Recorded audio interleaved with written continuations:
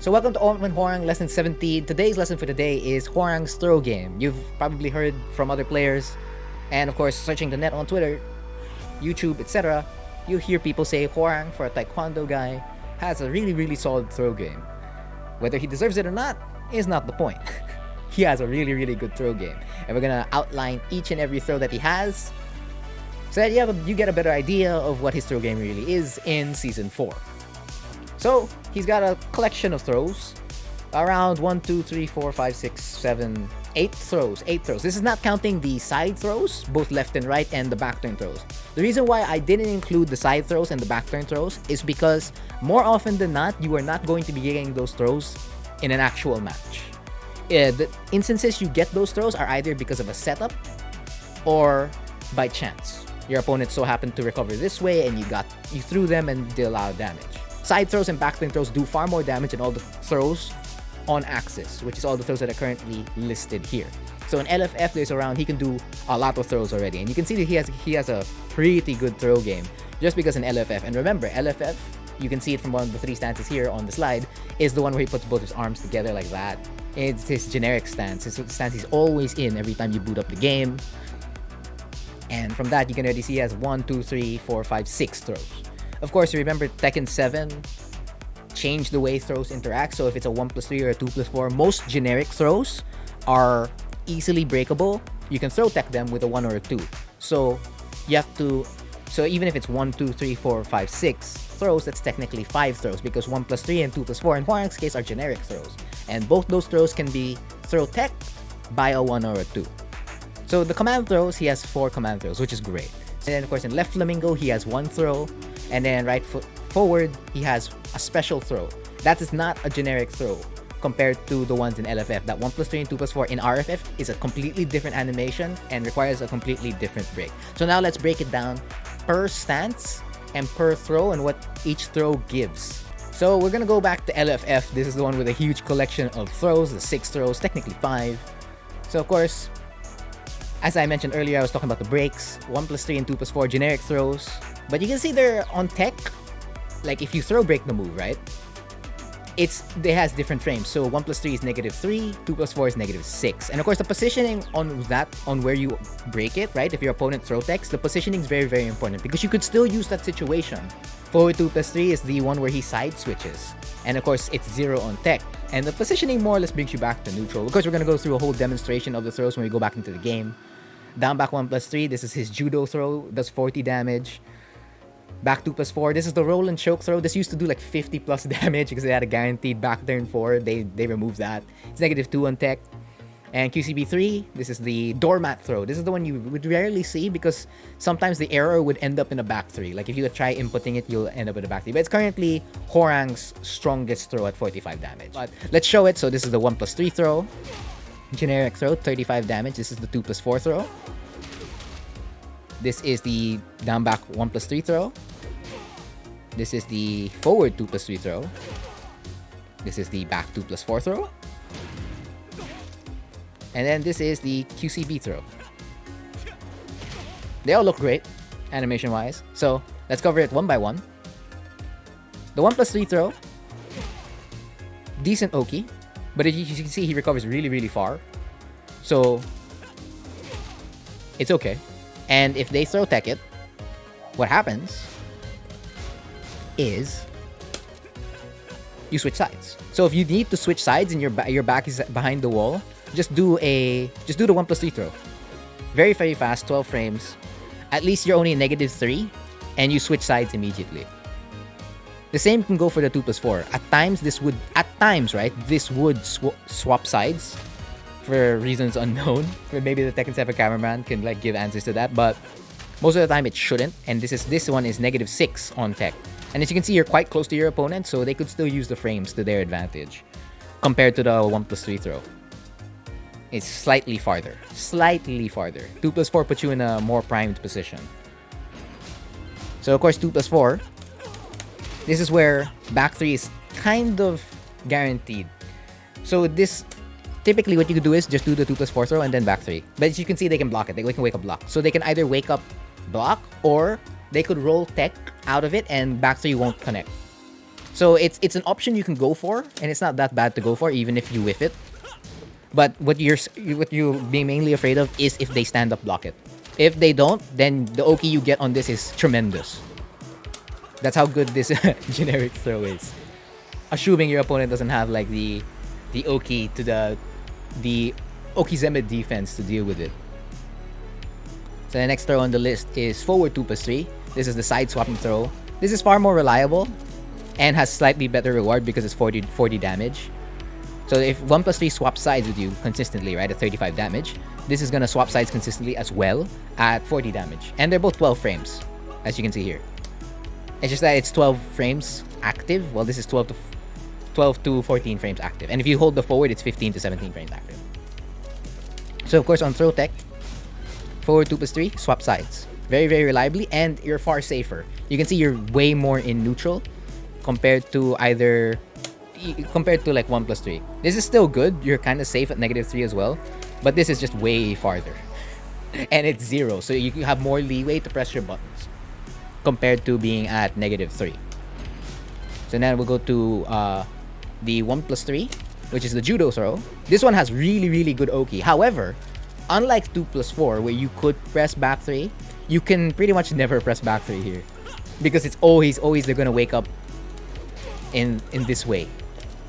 Very, very seldom would you find an opponent who would not wake up properly in this situation compared to 2+4. 2+4 situation slightly tricky, while down back 1+3 situations more clear cut. But you can enforce the mix-up in multiple other ways by doing a low, or setting up into RFF.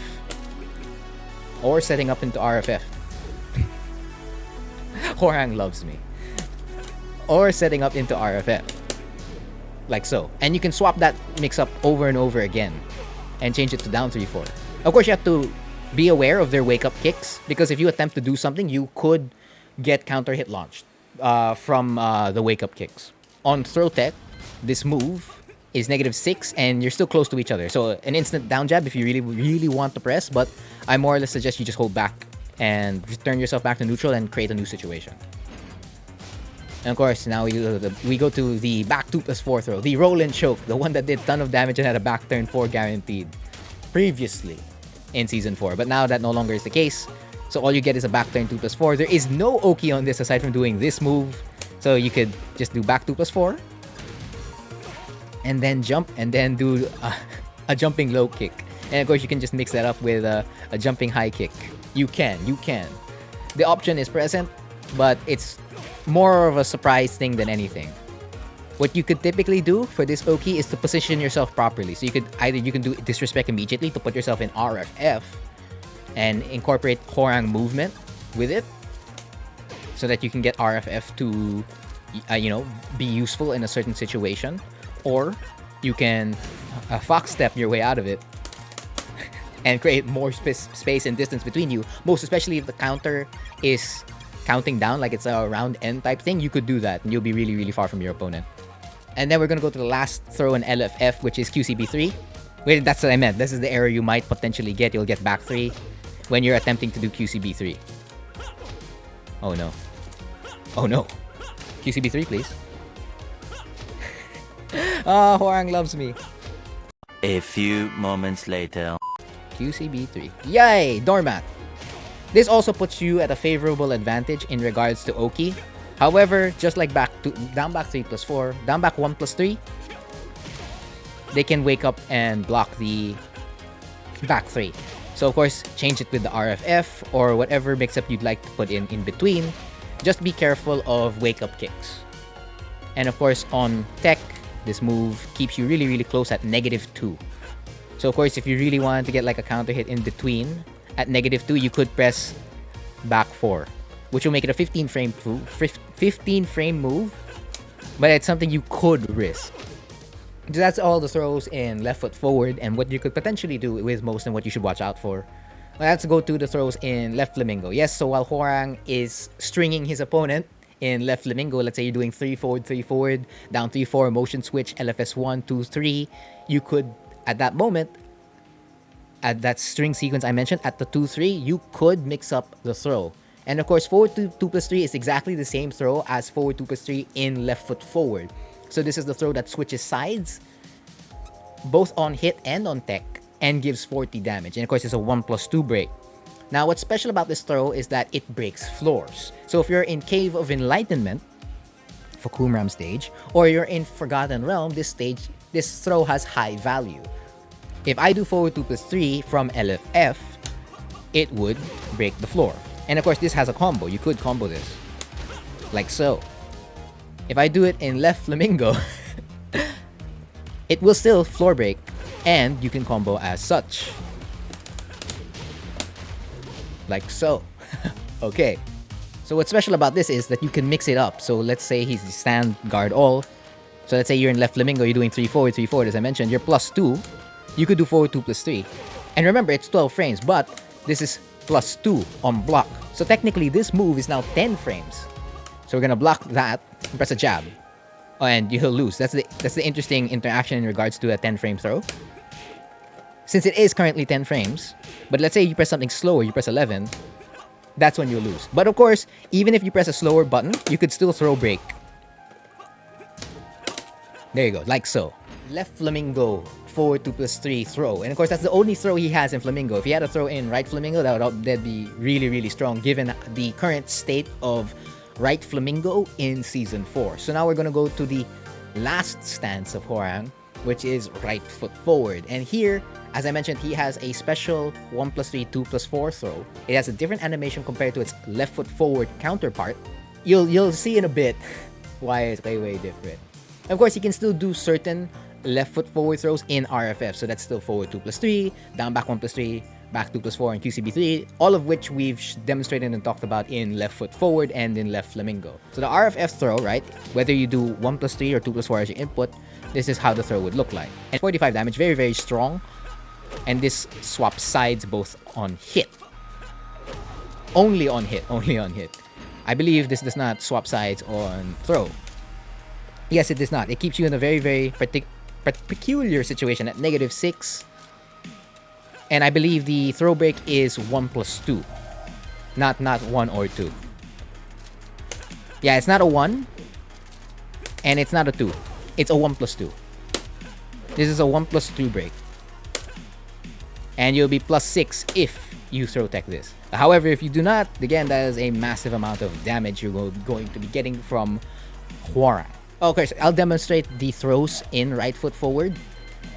So we'll have, of course, Hwoarang throw break here as usual. So if I'm in right foot forward, right, I can still do forward 2+3. So this is the forward 2+3. You see it switches sides. I can do down back 1+3. -6, same situation as the 2+4 throw. I can still do down back 1+3. Of course, this input's slightly harder to get because Hwoarang has a down back 3 move. Even if he also has a down back 3 move in LFF, however, the way it works in RFF is slightly different. That's why the game will give you, even if you buffer it, you'll get down back 3. So you have to do the whole input alone. But even if you do, sometimes you still get that error. But just right there, I get the down back 1+3. And of course, QCB3 is still possible off RFF. Throws in RFF. So of course, on the video that gets edited, on YouTube or on Facebook, the 1+3, 2+4 will have a correction. That is a 1+2 break and 45 damage in total. Of course, this does not end here. Even if Hwoarang can do throws in 3 particular stances, LFF, LFS, and RFF, he can still do it in 1 more particular stance or state. Namely, backturn throws. Yes, Hwoarang can still do throws while he's in backturn, and he has a lot of backturn setups or tech which involves doing a throw afterwards and which do pretty much a lot of damage. As you can see here, he has the generic 1+3 and 2+4 throws from backturn, and of course he has backturn 1+3 forward, which is the RFF throw. As you can see, it's 45 damage, and of course he has the backturn roll and choke. So of course, if Hwoarang is in backturn, right, the most common situation for Hwoarang to be doing backturn throws is after running 4, because he's +5. And he can either mix it up with backturn plasma blade, a generic low, or a backturn jab. He can do pretty much whatever, or stance switch in backturn and then do backturn 4-3, or stand switch again into another plasma blade, or running 4 into stand switch into a back turn down 3, or running 4 into stand switch into RFF, and then maybe do backlash or whatever. There's a lot of options he can do after running 4, and one of those options is a throw. So let's remove his throw escape so that you can see all the throws from back turn. So if I press 1+3 here, he does the generic one. If I do 2+4 here, he'll do also the other generic one. And then I can do the back turn throw. Whoops. The back turn throw. So of course the back turn throws are a little bit more slightly difficult to do because you have to add the forward. And if you're not adding the forward in the throw, you're going to miss it. So the input again is 1+3 or 2+4 forward in order to get it. So running 4, 2+4 forward. And of course the forward it's that I don't know what to call it, but it's like you have to do it after the input. And then you'll get it, just like so. And of course that goes for the roll and choke back turn as well. So that's I'm currently in back turn, so if I press 2+4 back, just like how to get the RFF back turn RFF throw, that's when you'll get it. And of course, if you move, you're a little bit too eager to do it, you might get the error of a back turn jab. So just keep those in mind when you practice these throws. So those are the throws in back turn, LFF, and RFF. You can do throws in back turn RFF even if the running 4 situation does put you in back turn LFF most of the time. But there are throws you can do in back turn RFF, and they're more or less the same list. So these have been Hwoarang's throws, so he can do throws from left foot forward, left flamingo, right foot forward, and back turn left foot forward, and back turn right foot forward. So of course this has been his Hwoarang's throw game. Open Hwoarang lesson 17, that's been the cheese. Thank you for watching. 1-2 snake edge. Now we run the cheese, snake edge. Okay. Game cheese, real cheese? Yes, real cheese is definitely better than game cheese for sure, Andy.